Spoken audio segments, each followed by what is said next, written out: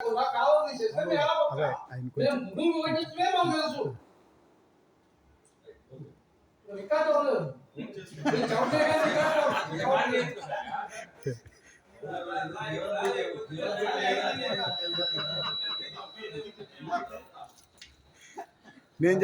చేస్తున్నా మాట్లాడు బాబాయ్ మాట్లాడు నేను చేస్తున్నా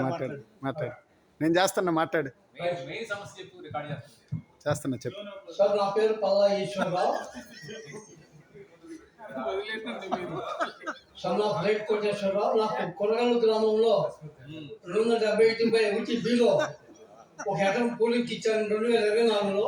ఇంతవరకు కౌలు కానీ ప్లాట్ కానీ కేటాయించలేదండి. డిప్యూటీ కలెక్టర్ గారు కానీ డిప్యూటీ తహసీల్దార్ గారు కానీ సర్వేలు కానీ వారు ముగ్గురు ఇచ్చేటటువంటి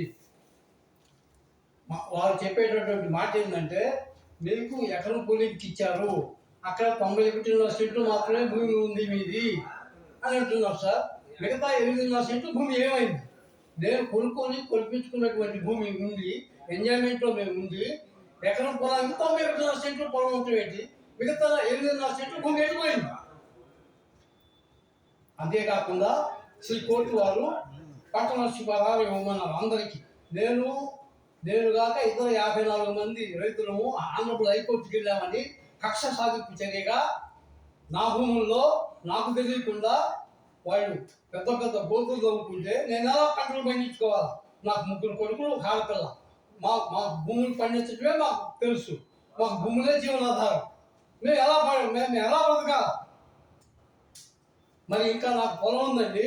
ఈ పొలంలో మిగతా సర్వే నెంబర్లో ఈ ఎకరం భూమి 2024లో నేను కూలింగ్కి ఇస్తే, ఎకరం భూమి ఇస్తే 91 సెంట్లు ఉందంటున్నారు, మిగతా 8.5 సెంట్లు ఎటుపోయింది. అలాగే మిగతా సర్వే నెంబర్లో నాకున్నటువంటి విస్తీర్ణం ఉందా లేదా? నాకు శ్రీ గవర్నమెంట్ వారు నాకు సర్టిఫికేట్స్ ఇవ్వాలి. మిగతా సర్వే నెంబర్లో నీ భూమి బాగానే ఉందా అని ఒక సర్టిఫికేట్ ఇవ్వాలా? లేకపోతే నాకు ఎలా తెలుస్తుంది? ఇలాగే కబ్జా చేశారేమో. అంతే, నా భూమిని కబ్జా చేస్తే ఎలా? మరి మా అమ్మగారి సమస్య కూడా ఒకటి ఉందండి. మా అమ్మగారి తరఫున కూడా మాట్లాడటానికి వచ్చాను కాబట్టి, మా అమ్మగారి పేరు Palla Adimma, wife of late Koteswararao. Konagallu గ్రామ సర్వే నెంబర్ 533/1లో వారికి 3 ఎకరాల 54 సెంట్లు భూమి ఉంది. వారు కూడా భూమికి ఇవ్వలేదు. పంట నష్టపరిహారం లిస్టులో వారి పేరు లేదు. వారు రైతు కాదా? ఎందుకని లేదు వారి పేరు? వారు కూడా రైతే కదా. మరి రైతు అన్నాక మరి పంట నష్టపరిహారం కోర్టు దృష్టిలో అందరూ సమానమే కదా. మరి వారి పేరు ఎందుకు లేదు? వారి పేరు చేర్చాల్సిందిగా, వారికి కూడా నా పంట నష్టపరిహారం పెట్టాల్సిందిగా ప్రార్థిస్తున్నాను. Thank you sir. 2026లో రెట్నబుల్ ప్లాట్లు ఇచ్చారండి. రెట్నబుల్ ప్లాట్లకి ఎవరికి కేటాయించాలి? అవి రెట్నబుల్ ప్లాట్ మేము భూమి కూలింగ్లు ఇవ్వలేదు, కానీ మాకు రెట్నబుల్ ప్లాట్ అని నోటీస్ ఇచ్చారు 2026. ఎవరికి ఇవ్వడానికి?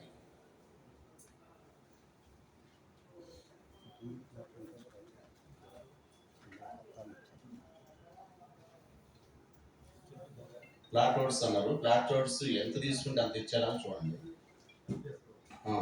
ఎల్పిఎస్ రోడ్ ఎల్ఏ రేట్ ఇవ్వడానికి ఇష్టం లేదు, ఎల్ఏ నుంచి మినహాయించండి.